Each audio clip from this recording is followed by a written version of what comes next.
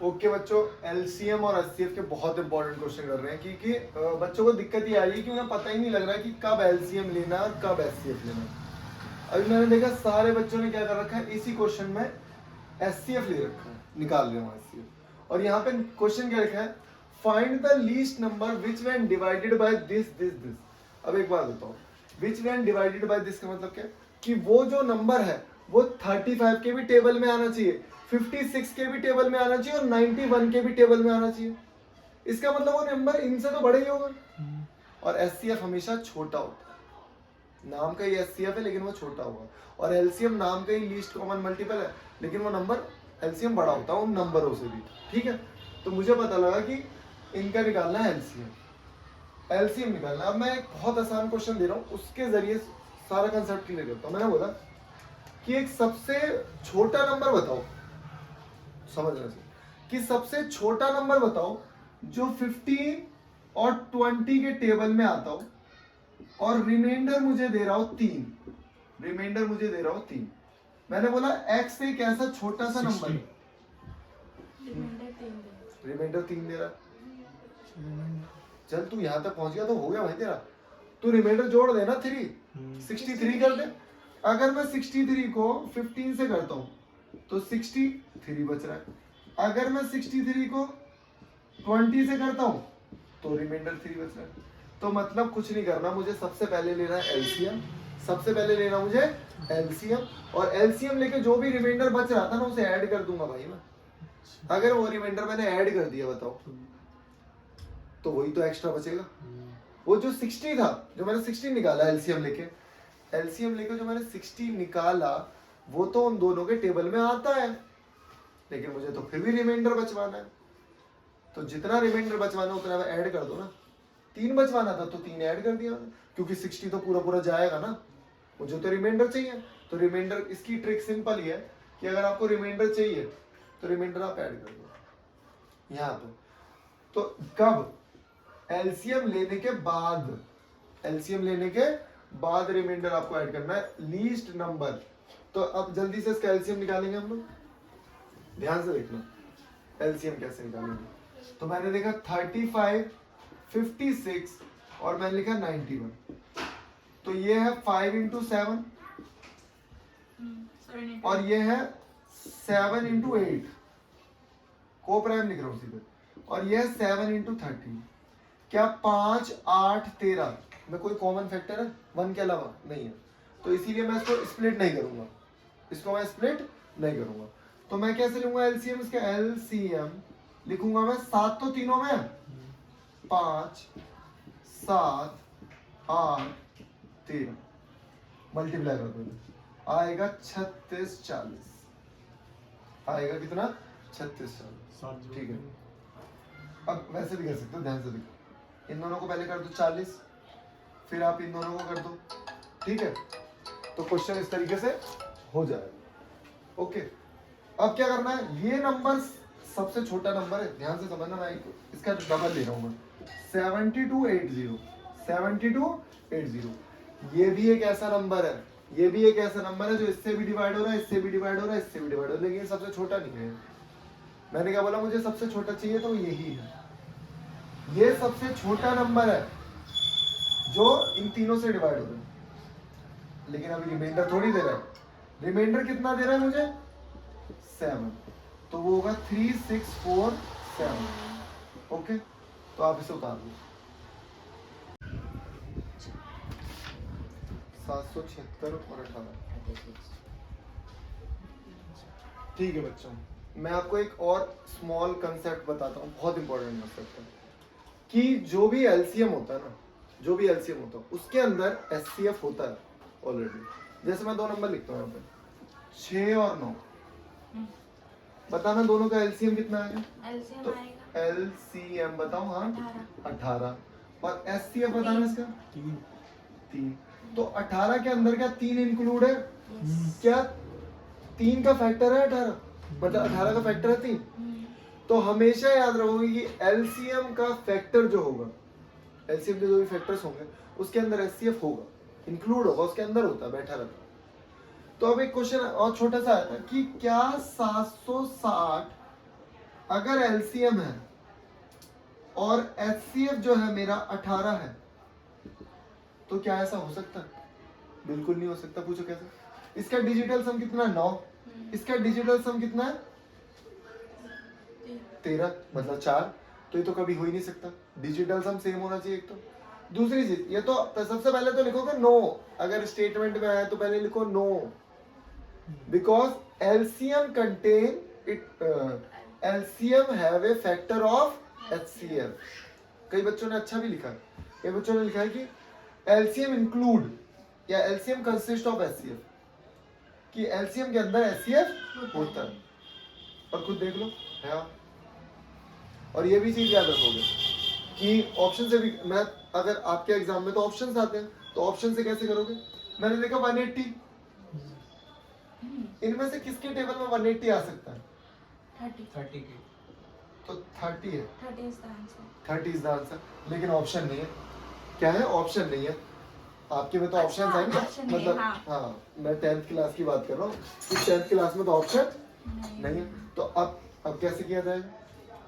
तो एक बार बताओ, ध्यान से देखना। कोई दो नंबर है, मुझे नहीं पता ए और बी दो नंबर क्या है, तो रेशो में दे रखे 2x और 3x ले लेता हूँ मैं। 2x और 3x। दोबारा बता रहा हूँ एक चीज, 6 को मैं क्या ये लिख सकता हूँ, और 9 को मैं क्या ये लिख सकता हूँ। तो एचसीएफ जो होता है वो मेरा कॉमन वाला टर्म ही तो होता है। अगर मैं इसको 2x और 3x लिख रहा हूँ, तो एचसीएफ बताओ इन दोनों में क्या है? 1। कैसे? अभी पहले इसमें क्या होता है, इसमें बताओ। अच्छा, इसमें तो 3 है HCF। इसमें 3 कैसे है? दोनों के में आ रहा है। दोनों के में 3 है, तो इधर तो मैं x नहीं दिख रहा दोनों के में। हाँ, तो x मेरा क्या है? एचसीएफ। HCF। दोनों में क्या कॉमन है? HCF। अच्छा, जब तुमने इसका एलसीएम लिया, तो एलसीएम आपने कैसे लिया? जो कॉमन है वो एक बार आएगा, जो कॉमन नहीं है वो दोबारा आएंगे। तो ये 18 आपका है। इसका कैसे लेंगे? इसका ध्यान से देखना कैसे लेंगे। एलसीएम जो इसका होगा, मैंने बताया जो कॉमन है वो एक बार आएगा, जो कॉमन नहीं है वो आएंगे ही आएंगे। तो एलसीएम होगा 2 into 3। तो कई बच्चों ने लिखा, कई बच्चों ने एलसीएम इनका 6x लिखा। तो एलसीएम यहाँ पे निकाला 6x, असली में दे रखा है 180। तो x की वैल्यू कितनी आई? 30। और अभी हमको मैंने क्या बताया भाई? क्या बताया? यही तो कॉमन है, x ही तो कॉमन है, एलसीएफ 30 है। लेकिन कई बच्चे क्या कर रहे हैं पता? जैसे 10 नंबर का क्वेश्चन आ रहा है, क्या कर रहे हैं? पहले इनकी वैल्यू निकाल रहे हैं। और देखिए, अच्छा इधर 30 पुट करेंगे 60, इधर 30 पुट करेंगे 90। मतलब अगर वैल्यू पूछता तो कि find the values, find the proper values, तो 60 90 हो जाता। तो इसमें कई बच्चे क्या कर रहे हैं भाई? इसका एलसी अब निकाल रहे हैं इसका, कि 2 into 30 और 3 into 30। तो क्या 30 कॉमन है? तो 30 एचसीएफ है। वैसे भी निकाल लो, मतलब करना है तुम्हें 30 आंसर। तो 30 जिसका आंसर भी लिखा है ना इसने, इन दोनों को उन्होंने क्या किया, इन दोनों को प्लस भी किया है, प्लस करके भी 30 निकाल दिया। उनको भी मैंने 30 लिखा है, नंबर दिया है। गलत है पूरा क्वेश्चन, फिर भी मैंने एक नंबर दे दिया कि हाँ भाई 30 लिखा है उसमें। देखो कितना अच्छा हुआ। ठीक है, अब मैं एक और, अब कई बच्चे कह रहे हैं कि भाई हम लोग जो दो नंबर्स हैं हमारे a और b, वो है हमारे 2x और 3x, और आप इस वाले फॉर्मूले से करना चाहते हो। LCM into SCF is equal to product of two number. ठीक है, अभी आपने बोला LCM product of two number 2x into 3x, तो ये तो भाई 3x 6x स्क्वायर हो गया। एलसीएम मुझे 180 दे रखा है। अभी एचसीएफ आपको पता है? नहीं पता। अभी मैंने बताया एचसीएफ इसका क्या है? x है इसका एचसीएफ। एचसीएफ क्या होता है भाई? कॉमन फैक्टर होता है, दोनों में कॉमन फैक्टर x है। तो यहाँ देखो x, और असली में x की वैल्यू ही निकालनी है। एक x से x कट गया, तो क्या बचा?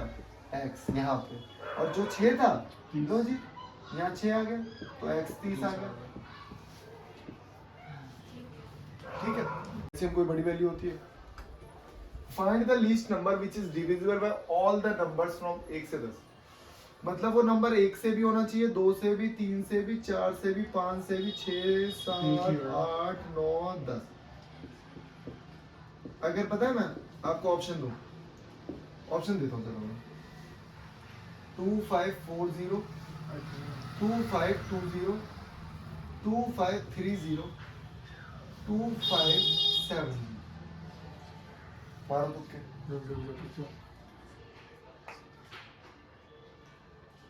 सेकंड ऐसा वाला कौन सा नंबर है जो इन सारी नंबरों से डिवाइड हो जाएगा? सेकंड, कैसे? क्योंकि सारे हो रहे हैं ना उसमें, 8 से भी हो रहा है, प्लस करने से 9 से हो रहा है। हाँ मतलब डिजिटल सम। हाँ, हाँ हमने देखा कोई सा नंबर ना 9 से हो ही नहीं सकता इसके अलावा, सबसे पहले वही देखा मैंने। क्योंकि डिजिट्स का सम 9 होना चाहिए 9 से डिविजिबल करने के लिए, इसीलिए डिविजिबिलिटी आपको बहुत अच्छे से आनी चाहिए। मान लो ऑप्शंस नहीं दे रखे तो आप सॉल्व करना पड़ेगा। 4 नंबर का क्वेश्चन आ गया तो 1 2 3 2 into 2 5 2 into 3 7 2 into 2 into 2 और 3 into 3 और 10 2 into 5। अब हम क्या करते हैं, मुझे क्या क्या दिख रहा है? मुझे दिखा 2 की हाईएस्ट वैल्यू कितनी है? 2 की पावर 3, तो 2 की पावर 3। 3 की हाईएस्ट पावर कितनी है? 3 की पावर 2, 3 की पावर 2। 5 की हाईएस्ट पावर कितनी है? 5। और मुझे 7 मिल रहा है, और कुछ मिल रहा है क्या? कुछ मिल ही नहीं रहा। तो भाई ये हो गया मेरा 8 9 5 7, तो यही आएगा 2520। मैंने तो बताई थी आपको, ये नंबर। और अगर अभी भी यहाँ पे पता क्या बोल देता कि ऐसा कौन सा नंबर है जो इन सारी नंबरों से डिवाइड होगा लेकिन रिमाइंडर देगा 2, रिमाइंडर देगा 2, तो 2 इसमें ऐड कर देंगे, 2 इसमें ऐड कर देंगे, या 2 नहीं देगा 1 देगा या कुछ भी देगा वो हम उसमें ऐड कर देते हैं, है ना? Okay okay. यहाँ पे लार्जेस्ट नंबर बोला है ना, तो जब लार्जेस्ट नंबर बोला है तो HCF निकालना है मुझे। क्या निकालना है मुझे? HCF। अब यार एक छोटी सी चीज, HCF ना जब भी जो भी होगा ना वो इन नंबरों से छोटा होता है हमेशा। HCF नाम में ही हाईएस्ट है लेकिन वो होता छोटा है। अब समझ रहे हैं क्या कहना चाह रहा है भाई? ऐसा कौन सा नंबर है, ऐसा कौन सा नंबर है यहाँ पे लिखूं मैं और मैं 13 से उस नंबर को डिवाइड कर रहा हूँ और रिमाइंडर बच रहा है मेरा 5। 91 से तू 31 को डिवाइड कर देगा क्या? और मैंने दूसरी बार 99 को डिवाइड किया x से, लेकिन रिमाइंडर बच रहा है 8। रिमाइंडर कितना बच रहा है? 8। तो ये x से मैं किससे डिवाइड कर दूं? यहाँ पे देखिए, हाँ 13। क्या बात है, बहुत बढ़िया, मतलब तुमने सीख लिया। तो यहाँ देखो, जब भी ऐसा कंसेप्ट आएगा तो क्या करोगे? आपको कुछ नहीं करना यार, ये रिमाइंडर बच रहा है ना, ये कब नहीं बचता? जब वो नंबर परफेक्टली डिवाइड हो जाएगा उससे। मैं चाहता हूं ये 5 ना बचे, तो इस नंबर में 5 कम कर दूंगा। देखो ना, अगर मैंने 5 कम कर दिए तो ये 5 नहीं बचेगा, 5 नहीं बचेगा। और वहां भी मैंने 99 में 8 कम कर दिए तो अब 8 नहीं बचेगा, क्योंकि जो बच रहा था वो तो मैंने माइनस ही कर दिया, जो बच रहा था वो तो मैंने माइनस ही कर दिया। समझे? अब इन दो नंबर्स, ये दो नंबर्स है मेरे पास, इनका ले लूंगा मैं क्या? HCF। तो बताओ HCF कितना? 13। तो 13 वो नंबर है। अगर मैं इस नंबर को 13 से डिवाइड करूं, देखना 13 से डिवाइड किया, 13 दूनी 26, क्या 5 बच रहा है? और 13 से ही इसको डिवाइड किया, 13 से 91, 8 बच रहा है। ठीक है, तो यहां समझना, जब लार्जेस्ट नंबर पूछेगा, जब लार्जेस्ट नंबर पूछेगा तो क्या किया जाएगा? इस तरीके से डिवाइड किया जाएगा। पहले माइनस करने के बाद देखो क्या करना है, सिंपल लॉजिक समझो। पहले माइनस किया, दोनों माइनस किए, और आपका आंसर आया 26, और इन दोनों का निकाल लो HCF। तो 13 एक ऐसा नंबर है, सुनो, अगर मैं इसको 1 से डिवाइड करूं, यहाँ देख लो आंसर, और कोई नंबर है नहीं मेरे पास 13 के अलावा। जैसे अगर मैं बोल देता, क्वेश्चन को थोड़ा सा चेंज कर रहा हूं, थोड़ा कि अगर मैं इस नंबर को ना 2 से डिवाइड कर रहा हूँ तो रिमाइंडर 1 बच रहा है। जैसे हम्म, 2 से डिवाइड करूँ तो दोनों रिमाइंडर में 1 बच रहा है, दोनों में 1। दोनों में 1 बच रहा है। तो कई बार रिमाइंडर सेम वाले क्वेश्चन भी आ जाते हैं, कई बार रिमाइंडर सेम वाले क्वेश्चन भी आ जाते हैं, तो सेम माइनस करना पड़ेगा। क्या पता दोनों अभी करा रहा हूँ रिमाइंडर सेम वाले question. Find the largest number that divides, मतलब डिवाइड्स का मतलब भाई कोई नंबर है x, उस नंबर से मैं इसको डिवाइड कर रहा हूँ, मतलब ध्यान से देखिए 1251 x और 9377 x और 15628 x से तीनों को डिवाइड किया, यहाँ पे बच रहा है 1, यहाँ पे बच रहा है 2 और यहाँ पे बच रहा है 3 लास्ट में। इसका मतलब ये है कि अगर 1 नहीं बचता तो 1250 तो ये पूरा परफेक्टली डिवाइड होता। तो एक मैं चाहता हूँ 1 ना बचे। 1251 में से 1 माइनस किया 1 तो 5 से हो जाएगा। 5 और 9377 में से 2 माइनस किया 9375 और 15625 में से 3 माइनस किया तो 15628 में से। अब इन तीनों नंबर का एचसीएफ निकालना है। तुम्हारे लिए ऑप्शन दिख रहे, तो भाई देख लो कौन सा ऑप्शन फिट होगा। यही ऑप्शन। ये तो हो गया हमारा कॉम्पिटिटिव एग्जाम के लिए क्वेश्चन एमसीक्यू के लिए कि भाई इसका डबल ही तो है, अरे इसका डबल ही रहा और किसी से तो हो ही नहीं ना। और एलसीएम जो भी होता है तो एचसीएफ जो भी होता है, या तो वो नंबर छोटा होगा इन सारे नंबर से, या हो सकता है वो सबसे छोटे वाले का फैक्टर देख लो। बस आप सबसे छोटे वाले का फैक्टर देख लो, ये बहुत इंपॉर्टेंट ट्रिक है। मैं आपको एक और तरीका बताता हूँ, ध्यान से देखिए। पहले तो इसे यहाँ तक नोट डाउन कर लेना क्वेश्चन को, यहाँ तक नोट डाउन करने के बाद मैं क्या कर रहा हूँ उस तरीके से करवाता हूँ, ध्यान से देखिए। ठीक है, अच्छा पहले एक छोटा सा कंसेप्ट बताता हूँ, बताना 2 और 4 का एचसीएफ बताना 2 होगा, क्योंकि 2 के टेबल में दोनों आते हैं, आते तो 1 के टेबल में भी है दोनों, लेकिन मुझे बड़ा चाहिए।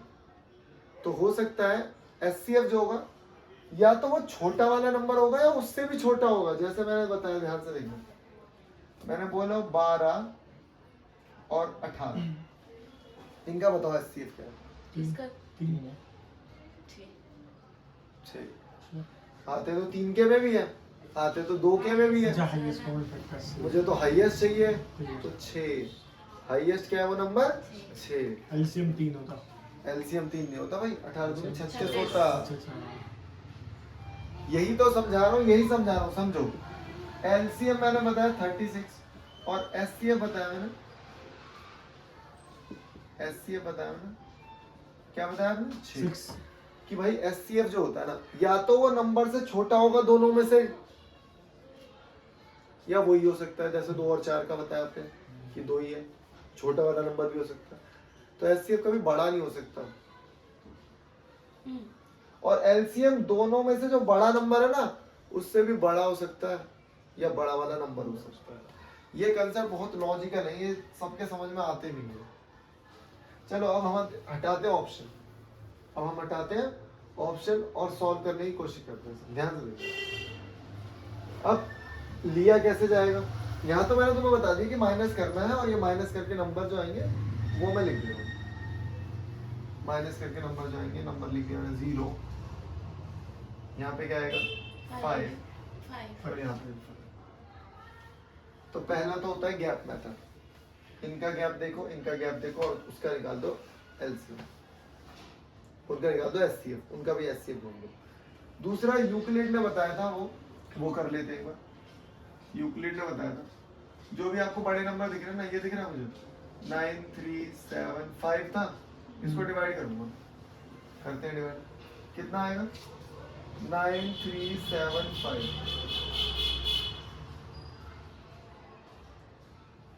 31। बताओ माइनस करके क्या आएगा।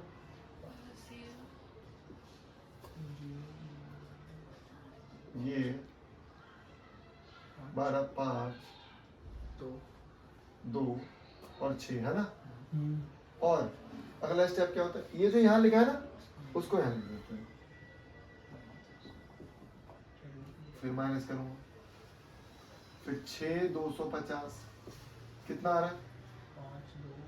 31 25 और 31 25 को फिर यहाँ पे लिखूंगा ये वाले नंबर को, तो ये कंप्लीटली डिवाइड हो रहा है, ये इसका डबल ही तो है।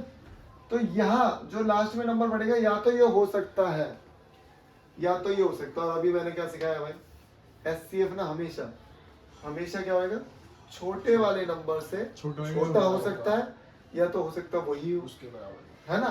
तो फिर अब ये जो आया ना मेरे को ये मिला, अब मैं इसमें से निकालूंगा 1250 में से इसको करना डिवाइड।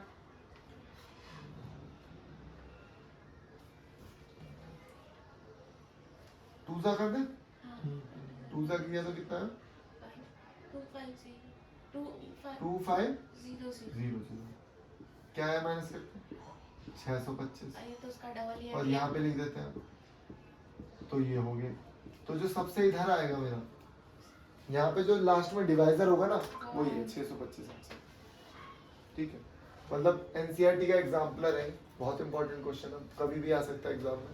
तो सबसे पहला स्टेप क्या है, जो भी आपके रिमाइंडर में आंसर, तो कब, जब लार्जेस्ट पूछा होगा तब। ठीक है, उसके बाद क्या करना है, उसके बाद ये मैंने तरीका आपको बता दिया, ये यूक्लिड है, ये भी है, और इस तरीके से इसको सॉल्व। ठीक है, अभी मैंने आपको यहाँ पे क्वेश्चन दिया बहुत ही शानदार। तो नाम से ही पता लग गया स्मॉलेस्ट नंबर निकालना है, तो इसका मतलब एलसीएम निकालना है। लेकिन उसके पीछे आगे पीछे भी इस तरीके से दे देते हैं कि बच्चा कंफ्यूज हो जाता है। तो पहले मैं एक आसान क्वेश्चन बताऊँ भाई, कोई नंबर है x, मुझे नहीं पता है ये क्या नंबर है, अगर मैं इसमें 2 ऐड कर दूं ना इस नंबर में, इस x में मैं क्या करूं, 2 ऐड कर दूं, लो जी कर दिया 2 ऐड, तो वो नंबर ना एग्जैक्टली 15 और 20 से डिवाइड हो जा रहा है। तो बताओ x क्या है, कब हो रहा है डिवाइड, जब मैं उसमें 2 जोड़ दे रहा हूं तब हो रहा है डिवाइड, 15 और 20 से एग्जैक्टली डिवाइड हो रहा है। तो बताओ x की सबसे छोटी वैल्यू क्या होगी, स्मॉलेस्ट वैल्यू पूछती है। दोबारा सुनो क्वेश्चन, दोबारा सुनो बिल्कुल दोबारा। इसमें 2 जोड़ दें जब डिवाइड होता है। हाँ, कि x ना एक नंबर है, मुझे नहीं पता क्या, सुनो मेरी बात, x ना एक नंबर है, मुझे नहीं पता क्या, लेकिन जब x में मैं 2 जोड़ दे रहा हूँ ना तब वो 15 से डिवाइड हो जा रहा है, और अगर मैं x में 2 जोड़ दे रहा हूँ तो वो 20 से भी डिवाइड हो जा रहा है। हाँ भाई क्या बात, बहुत ही शानदार। 58 देखो, मुझे पता है सबसे छोटा नंबर 60 है, सबसे छोटा नंबर 60 है, लेकिन 60 आ कब रहा है, 2 जोड़ के आ रहा है यार। तो यहाँ क्या रख दूं मैं, यहाँ 58 रख दूंगा, 58 रखा उसमें 2 जोड़ा 15 से हो रहा है, 58 रखा 2 जोड़ा 60 हो रहा है। तो समझे, अब कंसेप्ट समझ गए हो, बहुत बढ़िया। अगर आपको चीजें एक बार में समझ में आए तो दोबारा वीडियो देखो और दोबारा समझो, तब आएंगे क्लियर। इतना आसान टॉपिक नहीं है जो एक बार में आ जाएगा, और तुम इतने इंटेलिजेंट भी नहीं हो जो एक बार में आ जाएगा। तो मैंने देखा 90 और 144, ठीक है। तो 90 को मैं क्या लिख सकता हूँ, 15 इंटू 6, और 6 को लिख सकता हूँ 2 इंटू 3 इंटू 3 इंटू 5, ठीक है। ओके, अब 144 है, 12 का स्क्वायर मतलब 2, इसका आधा करना 72, 2 36, 2 18, 2 9, 2 4 2 8 2 16 3 48 3, ठीक है। अब एलसीएम निकालते हैं, एलसीएम पेयर पेयर और एक पेयर दोनों का बन गया, पेयर पेयर। तो पेयर तो एक बार लिखते हैं, और जिनके पेयर नहीं बने उन्हें भी लिखना भाई। जो पेयर बन गए थे, इसका पेयर एक बार लिख दिया, इसका पेयर एक बार लिख दिया, इसका पेयर एक बार लिख दिया। जिनके पेयर नहीं बने उनको भी लिखना है। तो ये आ गया हमारे पास 720 नंबर, एलसीएम आ गया 720। लेकिन ये कब आया होगा, ये नंबर 20 बढ़ने के बाद आया है। ये नंबर मैंने 20 बढ़ा दिया है जब आया है नंबर, तो 20 कम करना पड़ेगा ना मुझे। तो वो नंबर क्या रहा होगा, वो नंबर 700 रहा। तो बच्चों ये आपकी बुक का क्वेश्चन है, बहुत ही आसान क्वेश्चन है। तो यहाँ मुझे दिख रहा है कि हमें ये फंक्शन दिया हुआ है, ये मुझे एक इक्वेशन दे रखी है और इसको मुझे सॉल्व करना है। सबसे पहले मुझे देखना होता है हाईएस्ट पावर कितनी है यहाँ पे। हाईएस्ट पावर कितनी है भाई? 2 है। तो इसका मतलब ऐसी दो वैल्यूज हैं, ऐसी दो वैल्यूज हैं जिनको मैं पुट करके ना यहाँ पे 0 सेटिस्फाई कर सकता हूँ। अब वो दो वैल्यू क्या है? वैसे तो मैं आपको बता देता हूँ, एक 0 है, x की जगह 0 कर दो, ये भी 0 0 खत्म भाई वैल्यू। और दूसरी x की जगह वैल्यू आएगी आपकी, बताओ क्या? -2। -2 का स्क्वायर 4 चौक 16 और -2 16 0 हो गया। लेकिन हम निकालेंगे कैसे? निकालने के नंबर है ना, हमें ओरली थोड़ी करना होता है। तो भाई मैं निकालूंगा इसमें से 4x कॉमन। कई बच्चों ने 2x भी कॉमन निकाल सकते रखा है, मैंने उन्हें भी नंबर दिए। तो 4x निकाला, यहाँ बचा x और यहाँ बचा 2। तो इसका मतलब ये वाली वैल्यू 0 के बराबर है। 4x = 0, तो x = 0। ये हो गया भाई मेरा अल्फा। और x + 2 = 0, x की वैल्यू हो गई -2, तो ये हो गया बीटा मेरा -2। अब वो ये रिलेशन सम ऑफ जीरोस, ये तो मैं नहीं करूंगा यार, तुम्हें -b/a।